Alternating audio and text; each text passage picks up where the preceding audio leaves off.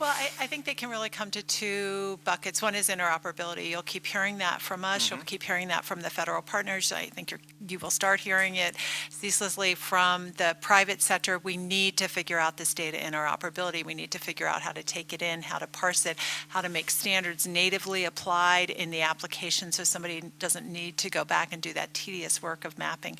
I think the other thing for I know the other thing for the VHA this year is our first deployment of our first IOC sites for Vista Evolution, which is our next generation of Vista. And actually, it's really predicated on a lot of what you've heard today. How do we change the way we display data to providers and ultimately to patients and patient care teams and people that are managing population and health in a way that is not disruptive to their business, in a way that actually enhances the efficiency and the effectiveness of the business at the point of care? So do we make the data look different? Do we pull the data together in a way that you haven't traditionally seen in electronic health records, which are predominantly are tabular and reflect our historical way of doing our problem notes?